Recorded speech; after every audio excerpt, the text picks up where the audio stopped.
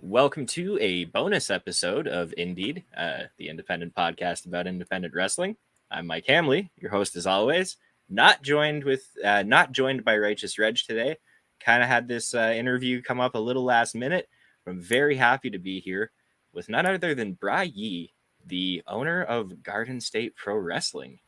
Which, Hey, how you doing? oh, I'm fantastic. How are you, Bry?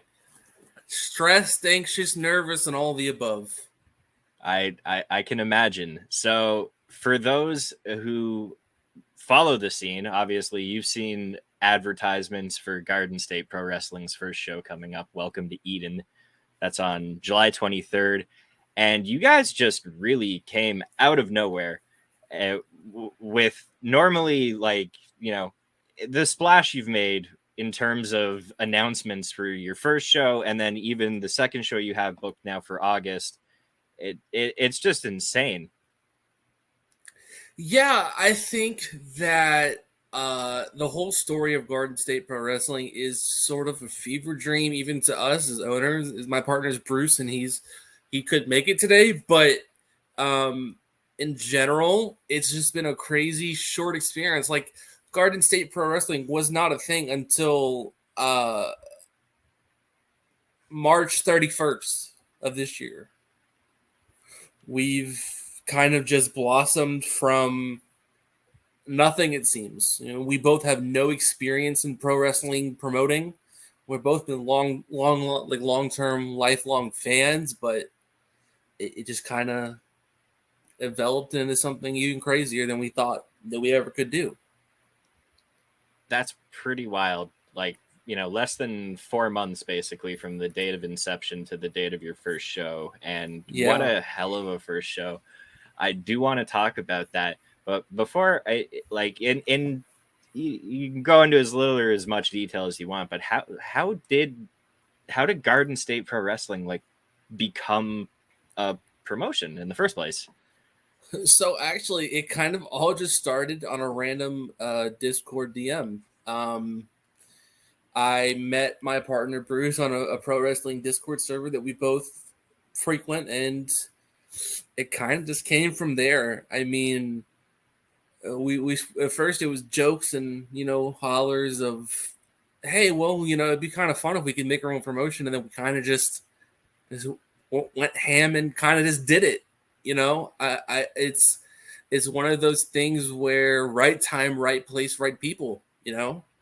And I know a lot of people probably even now are kind of skeptical of, well, are they even like a real thing? And I'm like, yeah, we booked 2 venues, and then we're locking in a third venue for our third show today or tomorrow. We've bought all of our flights for the first show, booked all of the hotels, and we are a real life thing that is happening, and it's even surreal to us.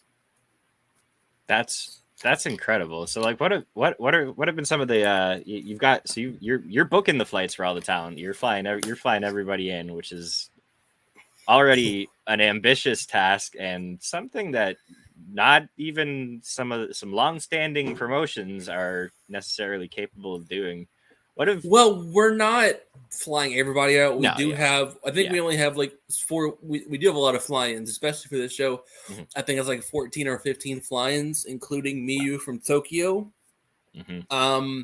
But in general, a lot of our talent is driving. And then we have 6 or 7. No, we have at least 7 or 8 local people from Jersey working the show. But yeah, I think that if you were to ask me what's been the main hurdle as far as the show, I would say the flights, because we went into it having no knowledge of how much it would be for flights, and we ended up going way over budget. But we found some extra funding, and I think that we made the right decisions for the right card. That's wildly impressive. Speaking of the right card, this thing's insane. First of all, you have a double main event. We've got Taya Valkyrie taking on Trish Adora. Thank you. Speaking of which, let me interrupt you really quickly. Ooh. I just got word last night. That will also be for the AAA Reinas de Reinas Championship. Okay, wow. So there's yes, there's some extra stakes on the line there now. We asked Ty to speak to Conan, and we've made an arrangement to where it will be for the AAA Reinas de Reinas Championship. That's amazing. So we've got a AAA Reina de Reinas title match on the show, and then you also have the other match in your co-main event, Josh Alexander versus Konosuke Takeshita, which dream match. Come on now. Yeah, that was actually really crazy because originally, and I'll say this off rip, the card was completely different. Okay. At start, and Takeshita was not a part of the decision at all. We actually were going to originally have Josh Alexander versus Tony Deppen be the main event. Okay. And then we decided to put Tony Deppen in the tournament. And then obviously some situations happen where he's no longer able to compete. Mm-hmm. Who we replaced with Titus Alexander, which is a more than capable replacement. But yeah, we just kind of the two talent. I'm getting a little off track, but I'm sorry. But so the two talent that we asked to do the show, Taya Valkyrie and Josh Alexander, I set them two apart specifically because I wanted them to be a part of the debut show as the main event. And we got lucky and both were free this day, and it happened. So you had your heart set on Taya and Josh from like the inception of the idea, basically. 100%. We wanted those two specifically because of not only their name recognition, but the heart and soul they put it out in the ring every time they perform. Excellent. I was going to ask why, but it's pretty self-explanatory. It's not hard to see watching either of them wrestle. It's like what they're born to do. They love this. Yes. So were they the first talents you ended up booking as well, or? Yeah. I think those were the two. So we didn't actually the way that we started reaching out to talent in itself was funny because we started reaching out to talent the week of the WrestleMania week. So everybody was everywhere going crazy, wrestling 5-6 times a day. Mm-hmm. And it just ended up being the perfect timing, I guess, because I guess everybody was checking their emails because they were getting so many requests for bookings because of, everything that was going on that week.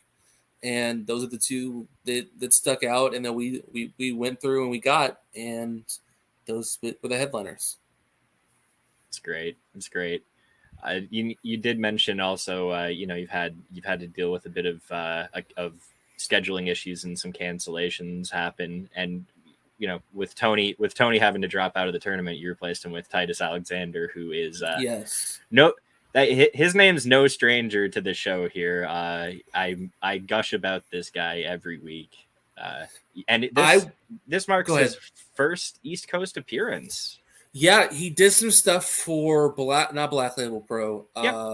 Was it Black Label Pro? They did that double shot. Yeah, he did Tyler's Day Off. He was in one of the he did the double the two shows in that one day, and that was his central debut. I think. Well, Texas counts, but Texas is Texas.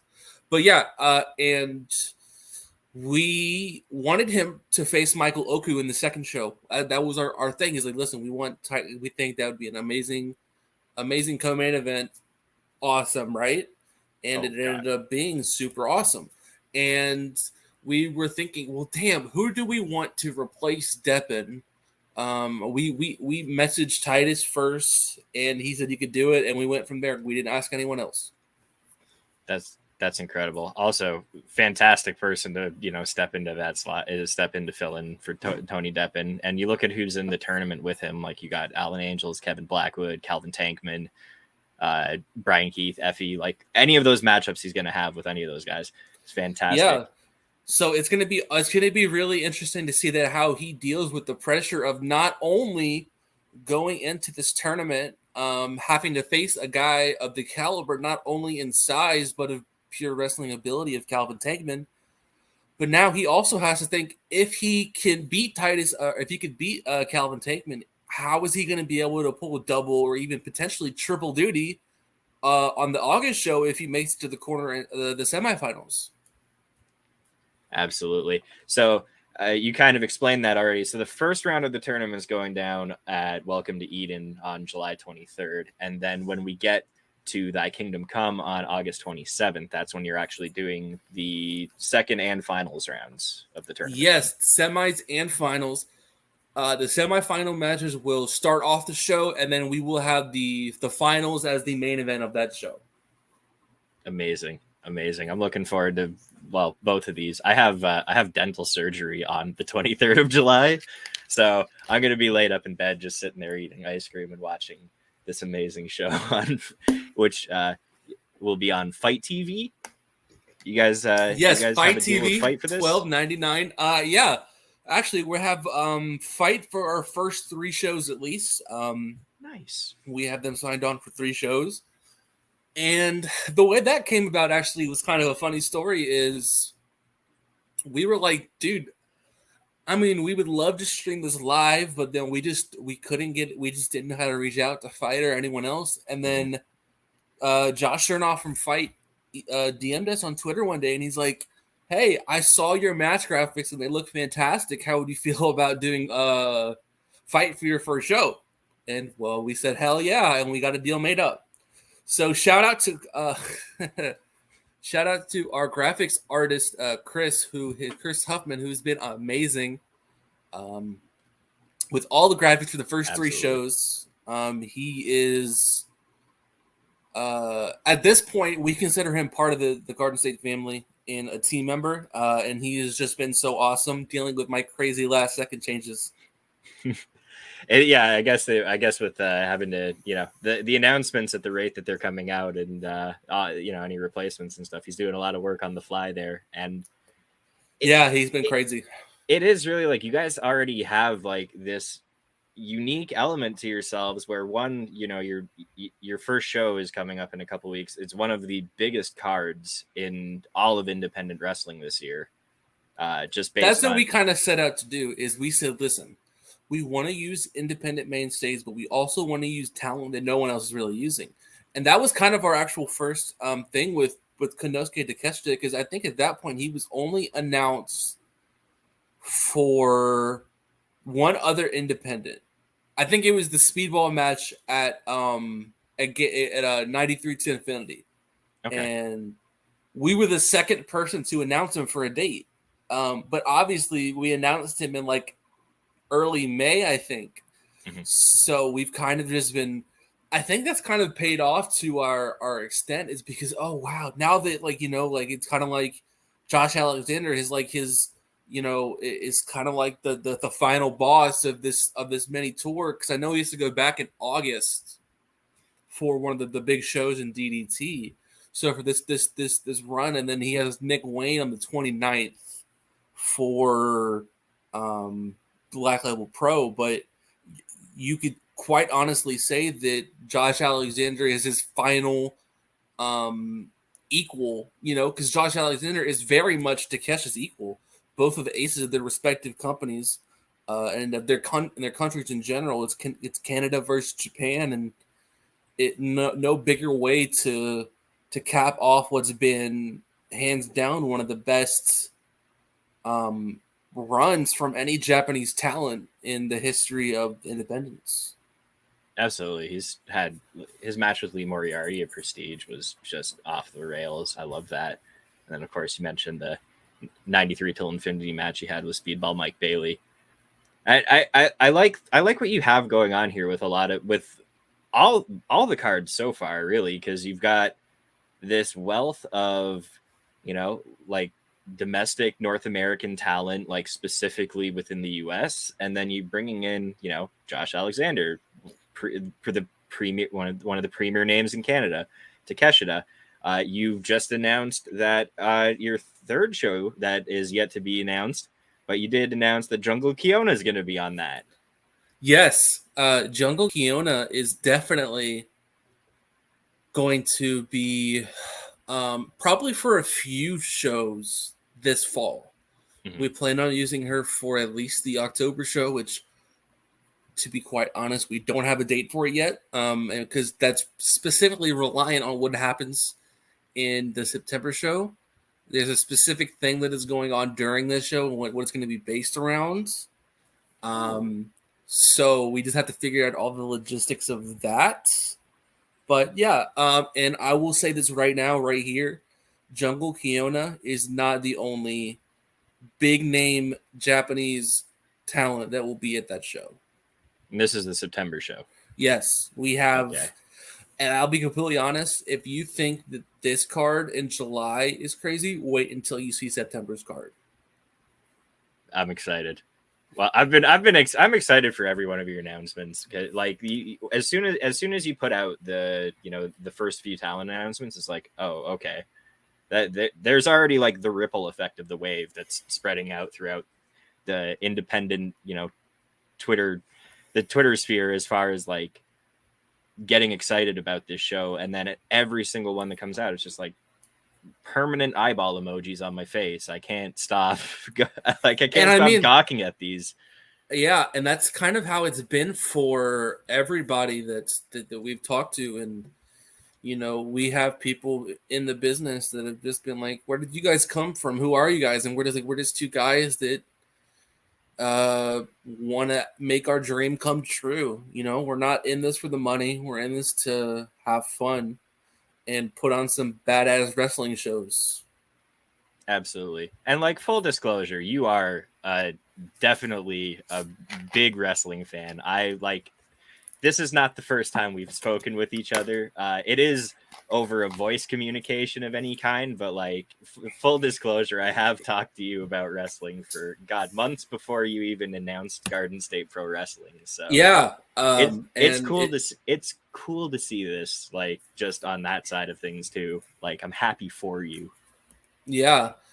And I just think that we're here to stay. And I know I even saw some comments about, they're going to end up being the new Canuck Pro or, stuff like that. If you don't know, Canuck Pro was like a promotion, and I don't even know where, somewhere in Canada back in like 2017, who contacted all this ROH talent back when they had the Bucks, Kenny Omega, Hangman Page. And I guess they booked a few, 2 or 3 or 4 shows and just never bought plane tickets or venues or anything like that, or hotels, and they just canceled, similar to what just happened over in the UK with that one promotion. Mm-hmm. Yeah. And I'm just here to let people know that that's not what we are, and that's not what we are, and we're not going away. We're not going to just disappear. You will see us live on Fight TV July 23rd at 7 p.m. EST. I can't wait. So the name Garden State Pro Wrestling, it's, you're based in New Jersey. Is there an importance to representing New Jersey specifically? So funny enough, I don't even live in New Jersey. My partner does. Okay. So yeah, so my partner Bruce, he lives in New Jersey. He's lived in New Jersey his whole life. And I don't live there. I split my time between Texas and Florida. Speaking of text messages, right? But yeah, no, to me, it was, we sat down and brainstormed like a million different names. And this is the one that kind of stood out just because of the fact that we had a clear vision of what the aesthetic that we wanted to do. And Garden, just looking at this logo, for example, Garden State Pro Wrestling, and we've kind of based our whole thing around a garden, like the jungle, the forest, garden-esque kind of thing, and representing Jersey is somewhere where wrestling is aplenty. You will find 2 to 3 shows happening in Jersey every week, every weekend. Most are being streamed now because it's just a, and they even have a place in Jersey, Richfield Park, Knights of Columbus. It's called the Mecca, and it's called the Mecca for a reason. It's because a lot of wrestling, takes place there, and Jersey is, despite what people think, it's a place full of passionate people. It's probably not the safest. It's probably not the best place to go if you're looking to go on vacation, but you will find some amazing pro wrestling. Speaking of the Mecca, do you guys have that in any future plans or kind of in the pipe as something that you'd like to do one day? I think that's definitely a goal that we want to achieve eventually. We're always looking for new places and new venues to run. Obviously, for the August show, we're running Monroe, New Jersey, Monroe Sports Complex, which is a new venue. It's going to be a lot different of a feel from the Hart Ballroom. But yeah, it's definitely in our plans to go to the Mecca at one point. Awesome. It's awesome. Getting back to Welcome to Eden, you've got an open weight title tournament running on the show, which I think in my opinion, I think it's a smart idea. If debuting any kind of title, an open weight one is a really smart way to start it off, because it instantly opens the door to anyone can challenge for this. Exactly. And so let me kind of get into the backstory of what we hope to accomplish. We're basically, as you can tell by our card and the wrestlers that we've chosen, we have a lot of Puro influence. And originally this was going to be for a heavyweight title because we wanted to bring weight classes sort of similar to what MLW is doing. And that's still kind of in the plans. Eventually to have sort of a junior heavyweight and a heavyweight title. But we thought, what better way to make this accessible for everyone, at least for our, for the first, year or so, is to make it an open weight title, because it could be defended by anybody and it could be won or lost by anybody. So that was kind of our thinking in that kind of sense. If we ever do introduce tag team titles, they will also be open weight, similar to what New Japan Strong is doing, simply for the fact that we don't want to have a million titles. So we had tag team titles for every division that we end up may or may not doing. It just would become a cluster, and we don't want that. Of course. Well, also kind of leaning with that tag team wrestling, it's not. I don't know how you feel on this, but like I've noticed, like or independently, there doesn't seem like there's not a lot of like true tag teams. Like there is, but enough to say necessitate it, more than one belt. You don't really have like that kind of wealth of actual tag teams without having to piecemeal, some singles wrestlers together a lot of the time. That's very true. And tag team, as you can tell, right, we don't have a scramble on the card. We don't have a gauntlet. And I know Scott from West Coast Pro came and told you the same thing. He doesn't like scrambles, and I damn sure do not like scrambles either. You will likely never see a 6-man scramble on the card. We'll either do some wacky conception of maybe having like a gauntlet match, a 6-man gauntlet, or a 6-man tag team trios match. And I get why people don't want to run trios matches. It's not very cost effective. But as you can see on this card, we kind of put probably the 6 most talented New Jersey local young hungry talent possible in Young Dumb and Broke versus Team H2O that we could find. And that's going to be an awesome match, and they're going to go out and show people, what New Jersey is all about. I think it's a brilliant match. It's kind of like Dojo Wars-esque as well, because you have that's kind of what we thought, yeah. And we even actually contemplated having Joe Like a Boss come out and rap Young Dumb and Broke's theme, similar to what they did at Cage of Death, I think 2018 or something. That'd be sick. That's we kind of thought about it, but I don't know if we're gonna make it happen. But those 6 men are going to end up being mainstays on the Garden State shows going forward, for sure. Not only just because they're local, we want to use local talent, but because I personally believe in every single one of those guys to become future stars. And as you can tell, Jordan Oliver is already doing that. Marcus Mathers is already doing that. Austin Luke, Reed Walker, Charlie Tiger, and Griffin McCoy, they're also rising to their name. They're not just sitting at home every week. They're actively working and doing their thing. They're all fantastic too. I completely agree. I know that Jordan Oliver and Young Dumb and Broke, they get like, oh, they're just these dumb kids, and they've grown up a lot from CCW. if you watch CCW and you looked at those promos and you're like, but listen, they have truly developed into rising stars. Look, everyone's first couple of years are not exactly, like their best shit. It's and people have to, you gotta watch the present stuff. I agree. You can't just formulate an opinion based on something you saw like 4 or 5 years ago and just go like, okay, this is it and it's never gonna change. It's like, no, like everything evolves, man. You see Twitter gifs of JCW, and a lot of times it's a gif of Jordan Oliver.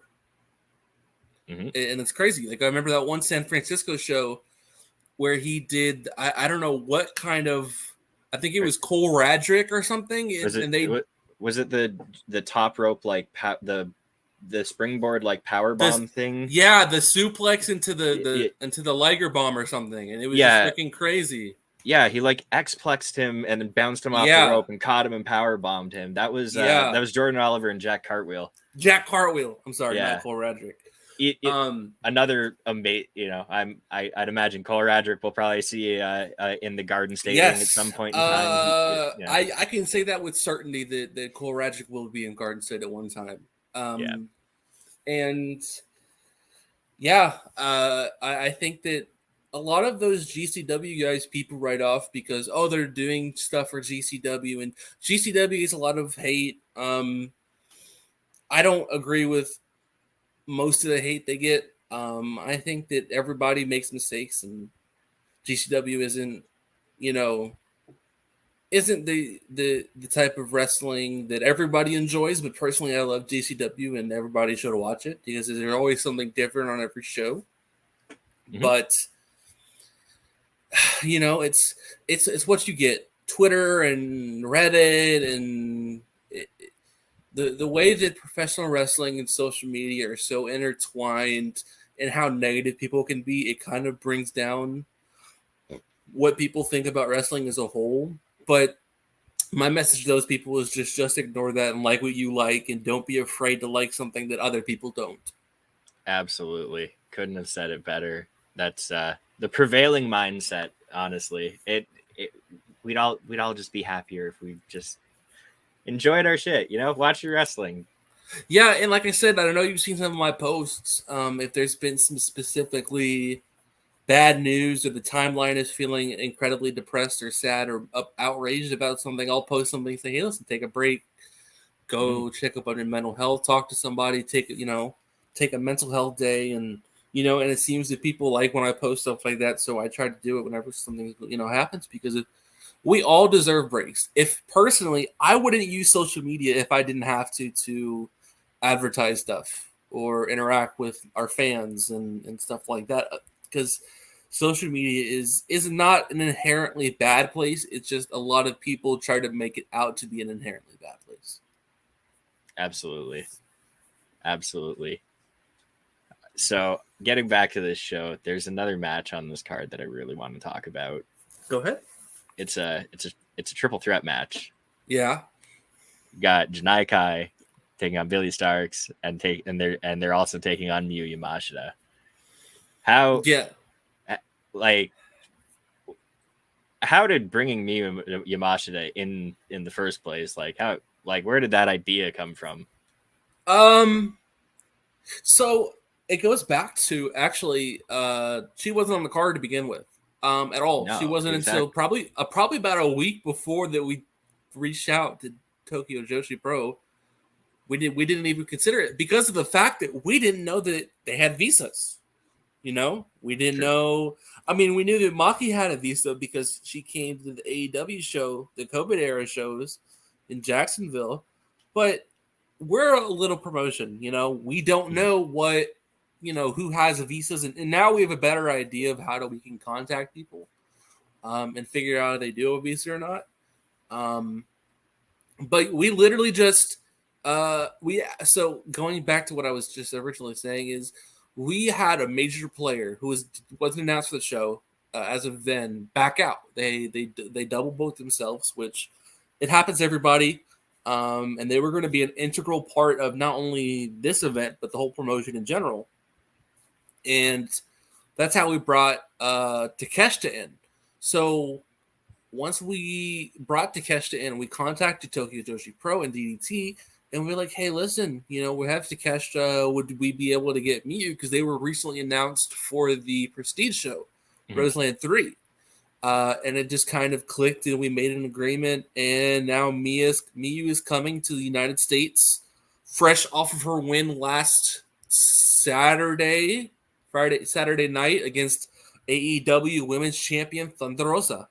Yeah, that's crazy too. Like that was that's like an AEW Women's Title qualifier match. Yeah, so she has a future shot at the AEW Women's Championship. That's I was like that whole thing I was not expecting. Then finding out that Miyu Yamashita is coming to North America, she's gonna be wrestling.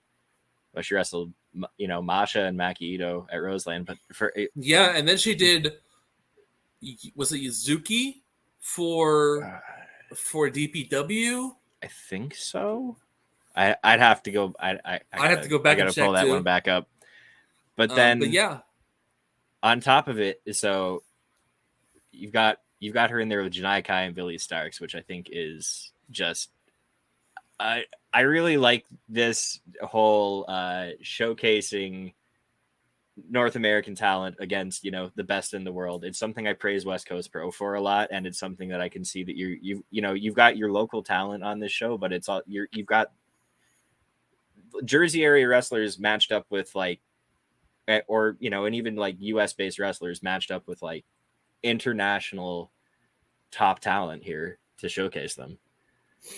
Yeah, so the whole thing with Janai and Billy came about. So and I know you talked to Billy about it, is we wanted to do we wanted to originally do one of Billy or Janai against Miyu. It was never going to be a triple threat. So then when we posted the initial announcement, we asked, hey, who do y'all want to see face? Who's going to step up to face Miyu? And we got about 30 comments that said Billy, and we got about 30 comments that said Janai, and it was back and forth equal.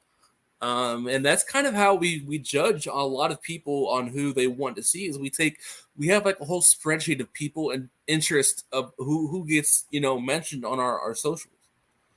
So you have like a running list. So it came out and we're like, well, listen, they're getting equal. Why don't we just put them in a triple threat and call it a day and let them go out and steal the show that night? Because that's what they're going to do. If you saw any of Janai's matches this last weekend, or if you saw any of Billy Stark's matches this last weekend, they sold the show. They were freaking amazing, and they killed it. Every turn, every kick, every punch, every suplex, everything. And what better way to showcase the Pink Striker if not to put them against the Kick Demon and Space Jesus? I love, first of all, that we got Miyu Yamashita and Janai Kai that kick battle's happening. Oh yeah, they're gonna be teeing off at each other, and then Billy with her just fearless offense and complete risk taking is gonna fit it's perfect. It's on paper probably one of the best triple threat matches you could book. Yeah, and you even saw Billy when the match was announced. She said, I'm ready to get my head kicked off. Like, she's ready. Like you said, she's absolutely fearless. Yep. She will take the craziest bumps out of everyone, and she's freaking 17. I mean, if this girl is not signed on her birthday of when she turns 18, I don't know what any major pro wrestling company in the world is doing. No, the big time bag fumbling is happening if she turns 18 and she's not, she doesn't have a job somewhere immediately. Completely agree. Absolutely. Oh man. And then so looking ahead too, you've got your show in August is already just stacked as fuck. You got Michael Oku versus Titus Alexander happening on this show, which when you announced Michael Oku, I don't think you'd announced the match yet. I think you'd announced that Titus was on it and you'd announced that Michael Oku was on it, but you hadn't. So I think we did Oku first, and then Titus. Mm-hmm. And then the next day we did the match. Yeah, that gap in between that day when it was like, okay, Oku's on this show. Oh, Titus is on this show. I really hope that those two are working with each other. Singles, add another person in there, I don't care, but like those two in the ring is going to be magic. We thought so too, and Oku is by far my favorite British circuit standout. The match with Will Ospreay last year was fantastic. He just faced Suzuki in a great match as well. He defended his Rev Pro British title against Rich Swann WrestleMania weekend. He had a crazy 6-man tag that weekend as well. He's on fire, and I can't wait to see what he brings to New Jersey. His speedball match last year was... Oh yeah, I saw that too. They released it. They released that early this year on YouTube, and I watched that. And that was the moment I was like, okay, I want him on one of our shows. Oh, absolutely. This card, I love this one too, because again, you're bringing out. I like that there's some recognizable favorites of mine from the West Coast that are making it out to the East Coast now. We've got Starboy Charlie coming out to take on Yo-Yo, which I think is another match that's got show stealer potential on it. Putting those two in the ring with each other. I agree. I wanted Starboy ever since he returned from injury. So what happened with that is I messaged him. I'm like, hey, listen. When we started getting some noticeability, I was like, listen, I DM'd him on Instagram. And I'm like, listen, as soon as you are ready to go, as soon as you are clear to wrestle, message me immediately, and I will get you booked on a show over here ASAP. And that's what we did. He told me he was cleared to go, and that was right after he attacked Titus after the Ospreay match. He messaged me, said we're ready to go, and I'm like, well, let's get you on the show. And the first thing we could do was August 27th in Monroe, New Jersey against Yo-Yo. And if you notice what Yo-Yo can do, if it's somebody around his stature, most notably the match with Alec Price at JCW, that was probably the freaking craziest sprint match I've ever seen. It's not that 2 or 3 minute Kenta match where he just goes apeshit on that guy. I don't remember the guy's name. Is for Noah. You know exactly what match I'm talking about. Oh, God damn it. It was some Westerner. It was an American or British guy, and they just freaking went at it for 3 minutes. And the amount of crazy ass bumps that Yo-Yo and Price took that match, it really put Yo-Yo apart from me. And look at what Yo-Yo's doing. He is freaking jacked. Like man, for such a small dude, that he has like 0% body fat. He's like as wide as he is tall in the shoulders. Yeah, and I'm like, and not to mention that he has an amazing character. He's a nice guy. He's he's definitely one of those underdog baby faces that people can they can relate to. And Starboy Charlie is hands down top 2 or 3 prodigy in the world. So. Honestly, you want to talk about dudes being jacked, dude. Charlie's packing it on, man. Oh man, when I saw him come back from injury, I think his first match back itself was the GCW show and that 6-man scramble for the extreme title. The craziest scramble. Yeah, and I'm sitting here and I'm like, is that Charlie? Why is he so jacked? Like, he got big, and I'm like, that was one of a lot of people's main complaints is he needs to put on some weight, and he damn well did. Off a leg injury too. It's like, how do you? Yeah. How do you do that? Out there lifting and gaining muscle with a fucked up leg. Come on, man. It was crazy, and I'm super excited. Making the rest of us look like slackers, dude. And I will say this, and I want to give props to Scotty because his roster of young, hungry talent is unmatched in any other promotion. West Coast Pro has the best.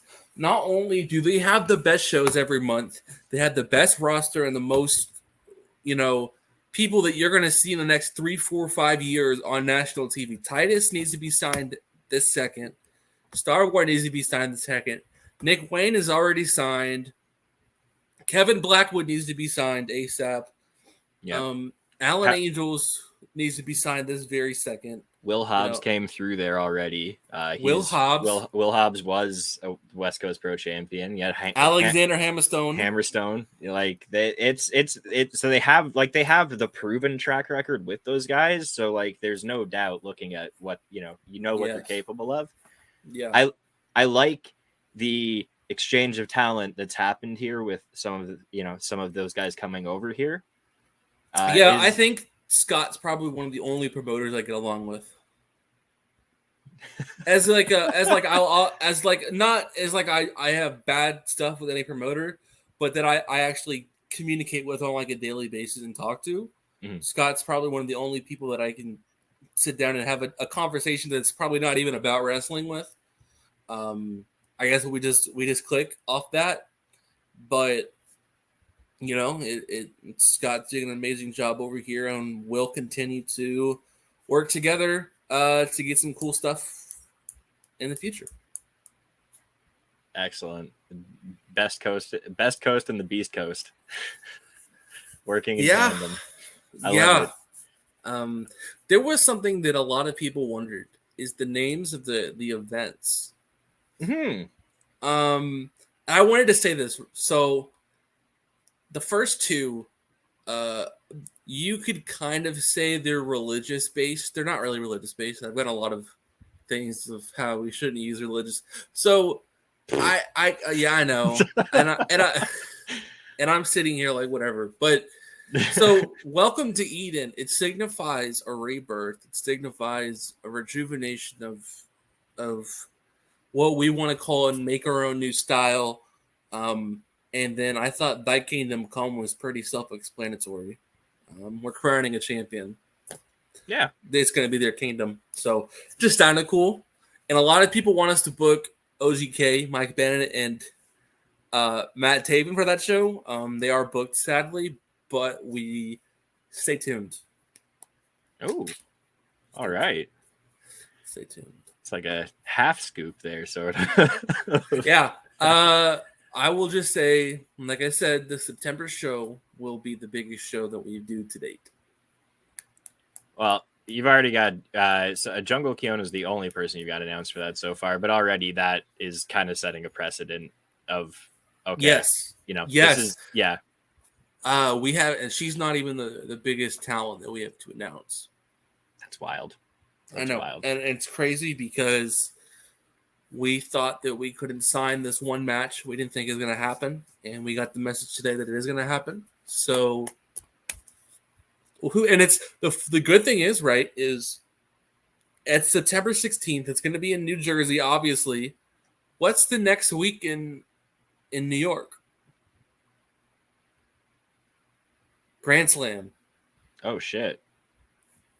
Yes. So, if people want to jump on that and, go for New York that week of Grand Slam, that they can come a little bit earlier, that Friday, September 16th, and have an amazing show.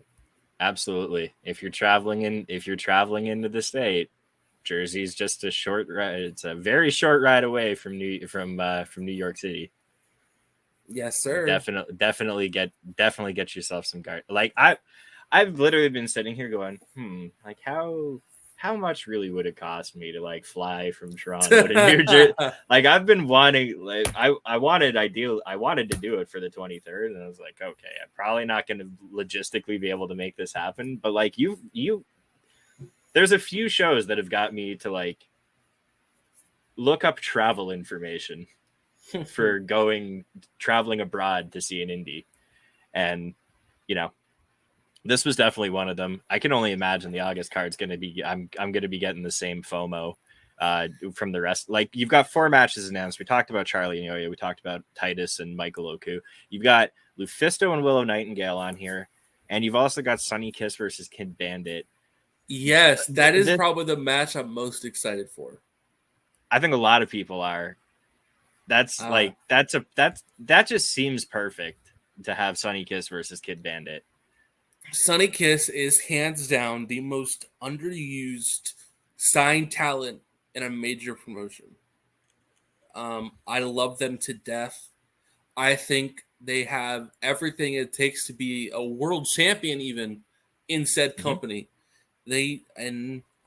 No knocks to them, but if I had the reason, I'd buy out their contract and permanently make them a Garden State contract talent. No, I'm just kidding. But Sunny Kiss is amazing. Kid Bandit is probably the fastest, the craziest rise to stardom in independent wrestling history.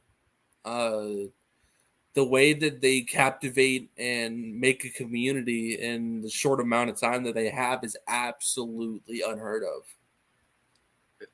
I agree 100% on both fronts, honestly. Like the last 12 months for Kid Bandit, like look at what they've managed to do. Literally from who to like everybody. If you watch independent wrestling, you know who Kid Bandit is. Yeah. And even people that don't watch wrestling know who Kid Bandit is. Like they went viral. They went viral on TikTok multiple times. True. You know, and it is just freaking crazy. Yeah, I will join you on the Sunny Kiss. Like I'll help crowdfund buying out that contract if you want. Like no, but the series on the underrated and underused front. Absolutely. Like the fact that Sunny Kiss only appears on TV in the month of June it's a crime. I agree. I really do. And, it is what it is, but I think that, they are doing a lot of more bookings lately on the independent scene. So that's always a plus. Also for that card in August, we have another AEW star that is appearing in Matt Sydal. Oh shit! Yeah, they were announced. I forgot about that. I forgot he's announced. We just don't know with who. Yes, we're waiting on getting that match announced, and we will soon. I think I'm going to take a break on announcing a lot of stuff for that show until the July show is over with, because obviously I can't really announce the semifinals until, and true. Yeah. And depending on who wins or loses, I might just put some of the losers in some other matches for contentionship or something. We'll see. Absolutely. Plus, you got your show coming up on the 23rd. If there's anything you want to really invest your effort into promoting in the immediate future, I would imagine it's what you have coming up most. Yeah, and coming up. I don't know if you saw the video package that Ivan did for Takeshita and Alexander, and that promo that Josh sent me for the match gave me chills. It was such a fantastic promo. And then Takeshita came in there all badass and said, "I'm gonna hit you with my knee, and you're gonna that's it." And that's all that needed to be said. And thanks to West Coast Pro and Prestige, Impact, and DDT for letting us use this footage for that. And it was fantastic, and more video packages to come. Road to Eden is really happening. Speaking of, like you're thanking West Coast Pro and Prestige, how important has, formulating relationships with other promoters been in getting Garden State Pro Wrestling off the ground? Yeah, I mean, I lean on Scotty a lot for advice.